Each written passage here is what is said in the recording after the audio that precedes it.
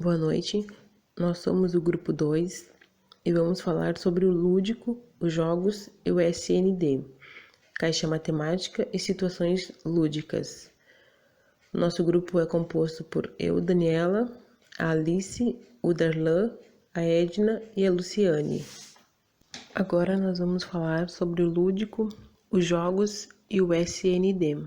Neste primeiro momento, eu vou estar falando da importância da atividade lúdica, trabalhar o lado lúdico na sala de aula proporciona à criança uma aprendizagem melhor, além de tornar as aulas mais dinâmicas e prazerosas. A criança vai estar brincando e aprendendo ao mesmo tempo.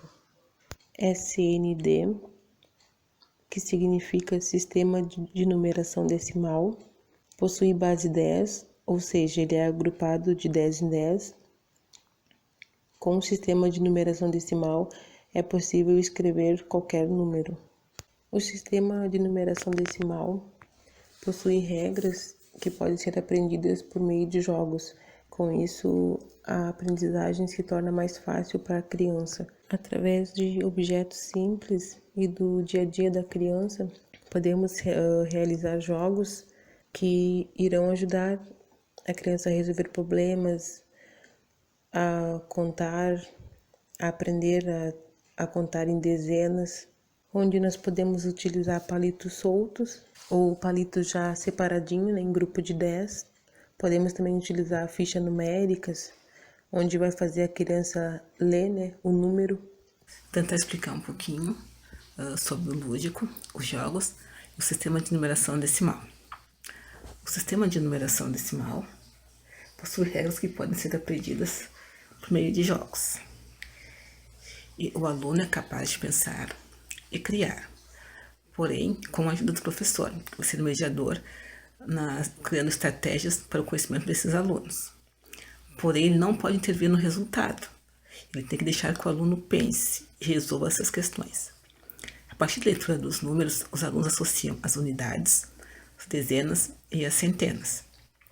A gente vai trazer um exemplozinho ali de leitura dos números, onde o professor pegou um grupo de palitos para formar assim grupos, que denominou de grupos, grupões, para que os alunos entendam como se forma, no caso, as dezenas e as centenas. E ele fez 3 grupos de 10, que formaria, no caso, o primeiro caso, o número 30. 3 grupos de palitos igual a 30. O aluno associa um grupo de 10, seria 10, mais um grupo de 10, 20, mais um, 30. E no segundo exemplo, são 5 grupos de 10, que formariam os 50.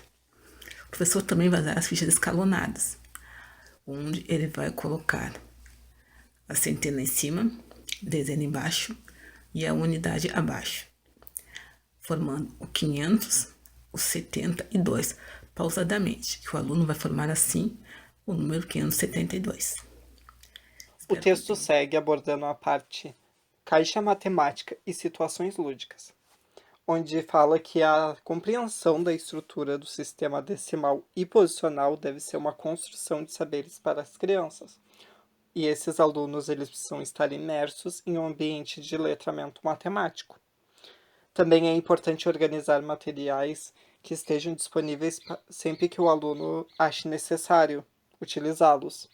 E mais do que a escola disponibilizar esses materiais de contagem, agrupamentos e registros para toda a turma, é importante que haja uma caixa individual para cada aluno. Uma alternativa é fazer uma caixa coletiva em sala de aula, utilizando materiais mais simples, porém ainda assim ter uma caixa para cada grupo que seja trabalhado consiga usar os materiais. Porém, a vantagem de ter uma caixa individual para cada alfabetizando é que, independente do comando do professor, ele pode fazer uso dos materiais quando sentir necessidade. Essa parte dos materiais vai ser abordado e explicado exemplos mais à frente no trabalho.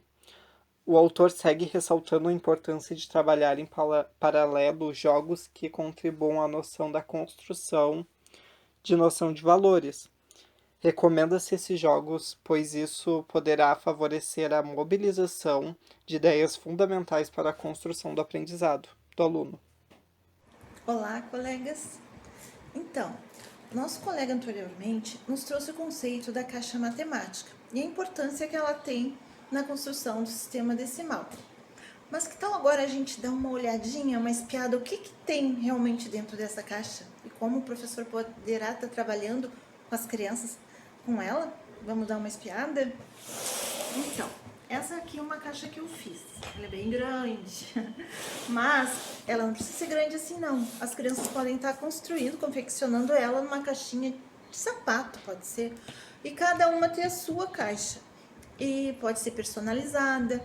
O importante é que elas tenham sempre ao alcance delas, dentro da sala de aula, a caixa e esse material para poder estar trabalhando com ele.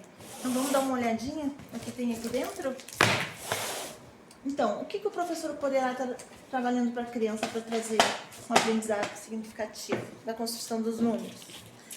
Aqui, uma boa ideia. É o bingo. Muitos professores trabalham com bingo. Palitos de picolé, né? Um dominó decimal. Gente, esse aqui eu acho bárbaro, que é um numeral com os pinos. Quer dizer que se eu tenho o número 6, eu tenho 3 buracos, eu vou inserir 6 pinos. Eu tenho o número 3, eu tenho 3 buracos, eu vou estar inserindo 3 pinos. Aqui são materiais comprados, vocês estão vendo, quer dizer, eu não comprei nada. É da minha filha. Então, eu peguei dela, né? Não usa mais. Usou muito na educação infantil. Agora eu peguei para estar trazendo aqui para mostrar para vocês. Mas não quer dizer que tenham que comprar esse material, que as crianças tenham que comprar. Não, muito material pode ser confeccionado. Por exemplo, isso aqui que não pode faltar, gente, não pode faltar de jeito nenhum na sala de aula. São os números. Os números têm que estar sempre ao alcance dos olhos das crianças. Sempre. Importantíssimo.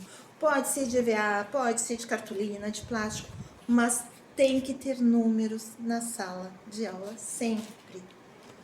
Na caixinha matemática também. Esse aqui eu acho muito interessante, o aba. Não sei se alguém já trabalhou na infância, quando criança eu trabalhei. Então, ele é importante para a construção do número, contar 1, 2, 3... nas 4 operações matemáticas também, vamos supor, o professor passa uma conta, 2 mais 3, então 1, 2 mais 3, 1, 2, 3, a criança já vai ter o resultado da continha aqui, simples e muito significativo. Elásticos, gente, olha que bacana, um dominó dos nossos queridos e conhecidos blocos lógicos, adorei isso aqui, gostei muito mesmo. Gente, outra coisa que o texto nos fala, que é muito importante falar aqui, é sobre essa caixa, ela tem que ser específica para cada ano, né? Porque não adianta, porque essa aqui eu trouxe um dominó das frações, mas eu acredito que não se trabalhe frações, o professor Maurício depois vai nos responder essa, não se trabalhe frações no primeiro ano, então acredito que seja usada lá pelo 3º, 4º ano, né? Então, fita métrica, noções de medida, gente, importantíssimo, não pode faltar não, hein? Gente, aqui faltam mais coisas que eu não coloquei, deveriam estar aqui, que é muito importante trabalhar. Seria muito necessário e importante dentro dessa caixa aqui, de matemática, que é um relógio, né, para trabalhar, a criança está conhecendo as horas, calendários, é bem importante, teria que ter vários calendários aqui, é muito importante. Olha, calendário é uma coisa que vou colocar aqui, porque tá faltando e é importante. Blocos lógicos, o material dourado. Existem N materiais que a gente poderia estar trazendo aqui, trabalhando com as crianças, né?